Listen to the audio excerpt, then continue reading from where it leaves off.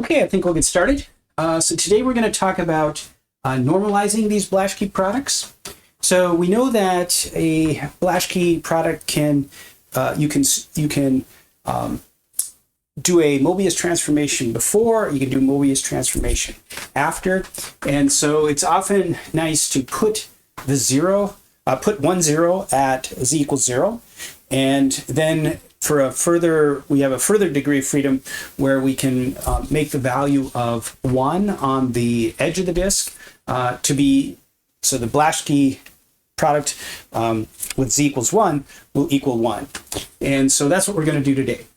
So if we look at a general finite Blaschke product, we've got some overall phase, and we have n zeros within the unit disk. So each of the zk's here are a 0, because we know if we were to set z equal to zk, the numerator would be 0 here. Then we can find the poles. Those will happen when z is 1 over the conjugate. Now, let's look at this. All of these are taken to be inside the disk, and that makes this disk automorphism, as we've talked about before. And so, or as part of this factor here is a Möbius transformation or an automorphism of the disk and of the edge of the disk, or the unit circle. So that's true if the zk's are taken from inside the disk. So if that's the case, then we can write the zk as rho k e to the I phi k. And when we do that, we know that we can write the complex conjugate simply as rho k e to the minus I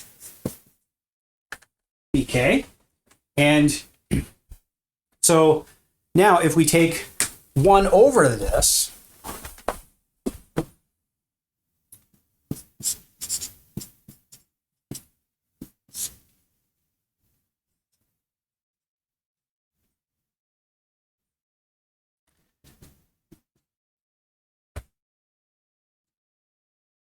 this is a minus here, so that'd be plus. We have this being 1 over rho, and we know rho is less than 1. So from this being inside the disk, rho k is less than 1. This would be rho k. So 1 over rho k is greater than 1. So we know that the poles are going to be outside the disk.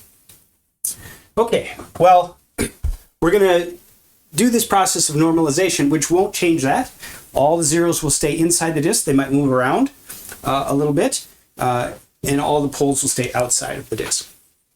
Okay, so our job here is then to normalize, and I mentioned that at the beginning here, with the criteria that Blaschke of 0 is 0 and Blaschke of 1 is 1. So let's start with this first. So I'm going to say 0. I'm going to just take this condition here, and then we will put a 0 in here. So if we put 0 in here, we're going to lose this front term, so we're just going to have minus z in the numerator. And then we put a 0 here, this denominator is just going to be 1. And so this will reduce considerably to just minus zk. We're going to have the product of all of these zeros. And remember, the zeros can be repeated. We just list them however they are. There might be 3 at the same spot, for example. That doesn't matter. They would just be one of the zk's. Okay, so let's take this minus 1 for each factor. So we're going to have minus 1 to the n, and we'll just pull that out of the product. Then we're going to have this overall phase, and then we're just going to have a product of the zeros. So we'll just product of the positions of the zeros. So it can get confusing here. Zk is not 0, but it is a position of one of the zeros of the Blaschke function. Okay, now we're going to just by convention, and other people do it differently, we're going to just choose the last one. We're going to set that equal to 0. So we're going to always we're going to do some kind of Möbius transformation to set Zn equal to 0. So we can always do a Möbius transformation first and then the Blaschke function. So we'll do that to set Zn equal to 0. And when we do that, then everything else stays the same, except that we have one less term in our product here. And we pull out a Z. Now, it certainly could be the case that another one of these is 0. That's fine. That would just contribute another Z out front. But to write this now generally, the general normalized Blaschke function is going to have a Z out in front, and we're going to have one less of the zeros in the product. Okay, well, we have this done now. Now let's make sure this is rotated so that when we stick in 1 for Z equals 1, then we get a 1. And remember, one of the properties of the Blaschke products is that it's of unit magnitude, or the modulus 1 on the unit disk. And so we can always rotate the 1 so that it's at position 1. And that's just, again, a convention that's often used. Okay, so let's use that condition here. And so that means we're going to set everywhere in here, we're going to set Z equals 1. So here's 1, that's this Z right here. And then this Z is going to be 1 there. And so that's going to imply then that we can just take this over to the other side. So notice this is getting flipped. This is right here and the numerator is down here. But we still have that product, so we're just flipping the reciprocal of the factors. And again, k goes from 1 to n minus 1, because the first 0 is, again, considered here. All right, so that gives us this phase. So that determines the right rotation that will set that equal to 1. And so now we have our final normalized Blaschke product. So this is what the normalized Blaschke product looks like. Sometimes we will just take this whole factor here to be equal to, we'll just write it as this big lambda to carry that along. But sometimes we'll need to write this out explicitly, as we'll do here with some examples.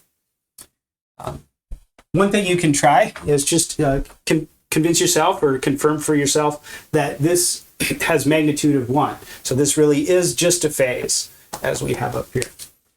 It's not immediately obvious that that should be the case, so just convince yourself of that. Right, and we'll just finish today's lecture with a couple of quick examples. So if n equals 2, then one of those zeros is Z comes out front. We'll just have one factor in here because k will go from 1 to 1, and we'll have our phase and then carry our factor here. We'll note that the zeros are located at Z equals 0 and at Z equals Z1. And the poles are at 1 over conjugate Z1. And this is a little trick here. The normalized, when we normalize our Blaschke product, we push one of those zeros, the poles associated with one of those zeros, out to infinity. So the pole associated then with the Z equals 0, this 0 is, I kind of have these backwards here. This pole, these are kind of associated with one another. So the fact that we've got one of our zeros at Z equals 0 pushes that pole out to infinity. All right, let's look at n equals 3. So with n equals 3, we have our Z. We have two factors here. So these are the two phase factors. And then here is our actual factors in the product. Again, the zeros are Z equals 0, Z1, and Z2. And the associated poles, and I should have written them in another direction, but these are the poles associated with those zeros. All right, now I mentioned we could have repeated zeros. Let's look at one example of that. So we'll take n equals 4, but we'll have two zeros of order 2. So just another example here. So in that case, one of the z's would, so the zk's would be 0, and that would pull out another factor of z, so we get a z squared there. And then what we're doing here is we're saying that this is also, so z1 is a double zero, or a zero of order 2. And so that would bring in two factors like this, so we would just square it, and the two phase factors would get squared. So now we have zeros at 0 and 1, both of order 2, and at 1 over z1 conjugate, and at infinity we have poles of order 2 in this example. All right, so very often, although not always, very often one would work with the normalized Blaschke product. And again, we can do this because we can always perform Möbius transformations first, and then do the Blaschke product, and then follow that by a Möbius transformation. So we can always set our zeros so that we have a 0. Then we can have our Blaschke product and rotate it so that we satisfy the second condition. Rotate it with a Möbius transformation. All right, so that's normalized Blaschke products. So we'll go on to look at some of the properties of these in the next lectures.